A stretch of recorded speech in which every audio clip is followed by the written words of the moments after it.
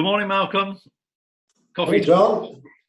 Good to see you. Good to see you too. So, What's on the menu? What's on the menu well, today? I think I ought to kind of warn listeners that this podcast is going to turn into an advert, I'm afraid, but bear with us.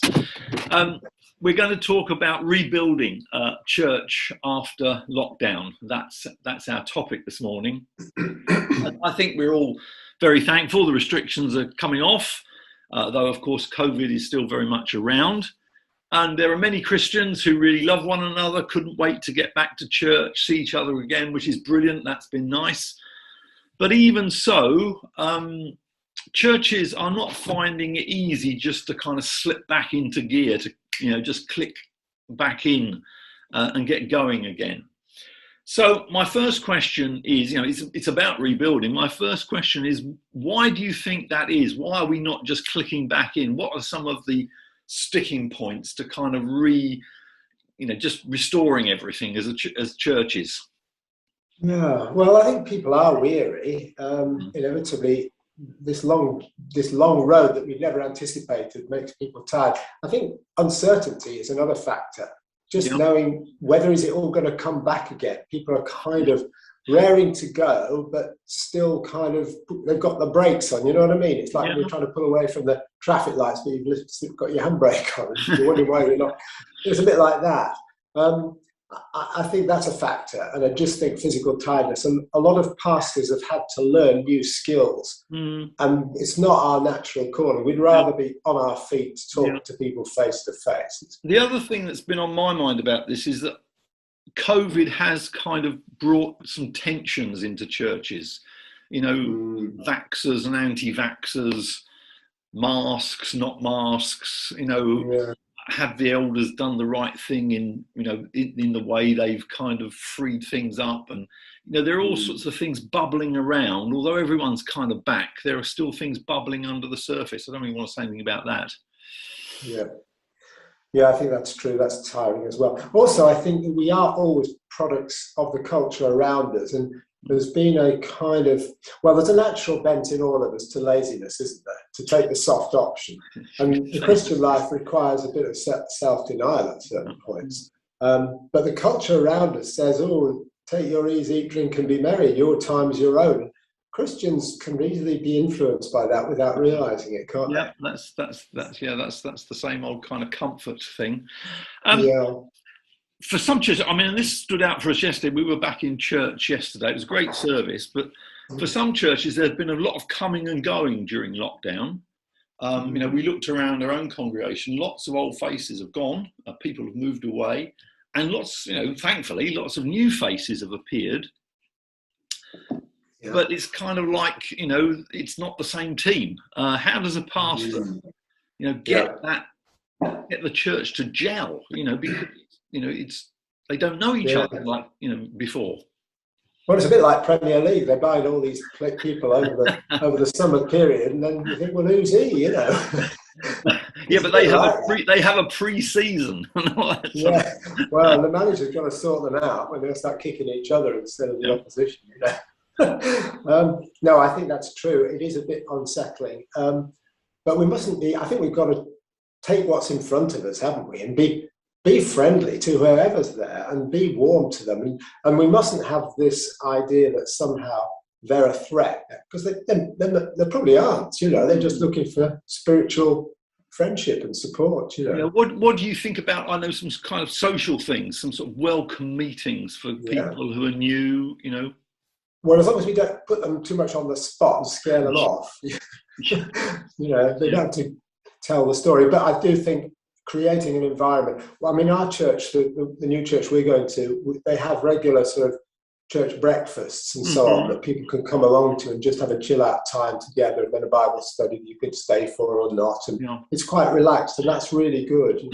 And then also, perhaps, what about a membership course? We've had a membership course now for some years, which I started many years ago. But it kind of gives new people, they're not committing to actually joining, but gives the opportunity for them to go to the membership course and to see what the church is about, get to sort of get the feeling. Well, That's interesting because our new pastor is doing a series starting next week on why we do what we do. Right.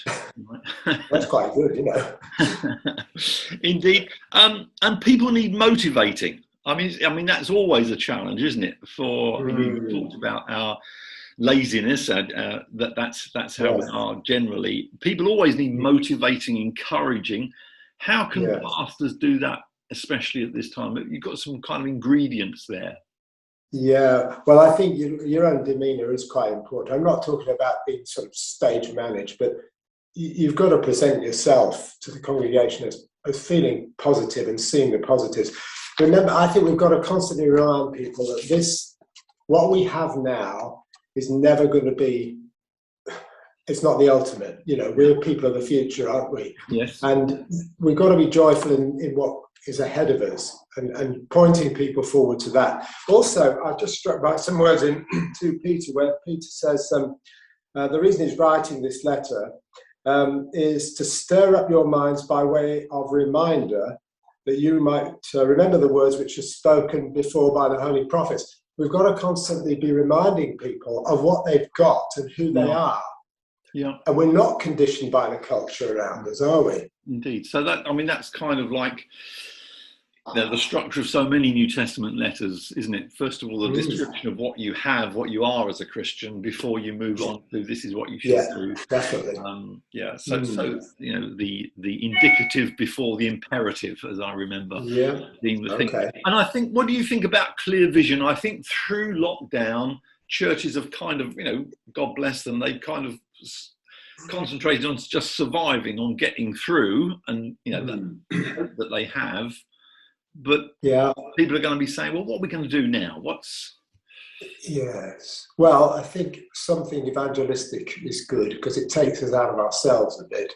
But on the other hand, if people are a bit weary, don't overload them with new projects and new tasks. Get them together again and build the relationships, because I think otherwise people might just think, oh no, here we go again, you know, more stuff, you know. Okay, so prioritize relationships, really, that you would say. I think that's probably wise. I think initially, And now this is difficult, but one of the great ways to encourage people is if under God we can turn a negative into a positive. You know, we have opportunity. You know, we have seen examples of this in Scripture. You know, Joseph's in prison, but that actually leads him to becoming prime minister. The church is persecuted, but that actually leads the church into a worldwide evangelism. How can churches turn the negatives of COVID? Are there some negatives into positives? Because that really does encourage people to think, well, we've been knocked down, but actually this is working out for the good. I don't know whether there's anything of that. Well, maybe I think it teaches us to value the time we have, because so much time has been taken off us. Let's make the most of the freedom we have. You know, while it was called today, as it were, you know, you've got to go for it. So the negative of having the time taken away means that we're valuing that time. Yes, that's right. And let's highlight the fact that, you know, we only get one life. I know I say that's a bit of a strap line to me, but I do think it's a valid point that people need to see the positives of just being able to meet together again. Yeah. And also, I think technology is useful. I know we've got to be really careful that it doesn't become a soft option.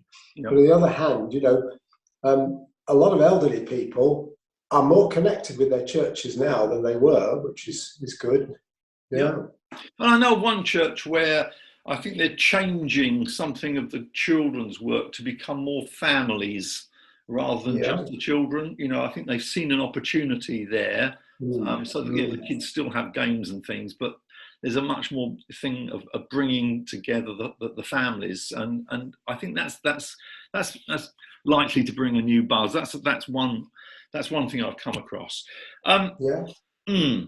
So conclusion. Here comes the advert. Well, there's a lot to think about here, isn't there? Rebuilding, because you know, churches are a little bit out of joint. Churches have changed. The personnel have changed. We touched briefly on some things. And if listeners would like more, we are running a pastoral study day at London Seminary on Thursday, the 30th of September, on this whole topic of rebuilding church after lockdown, and we've kind of taken the IOU structure of the church, rebuilding inwardly, that's fellowship; rebuilding outwardly, that's evangelism, of course; and rebuilding upwardly, that's worship.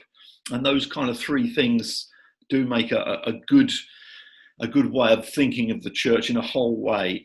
And that day, of course, will be available online for folk who can't get to the seminary, but it's great if you can get to the seminary, because there's usually a lot of banter and a lot of fun there. And you can find details on the Pastors Academy website. So, rebuilding church after lockdown, there's a study day coming up. Malcolm, thank you very much for talking this morning. God bless you. Bye-bye. Bye.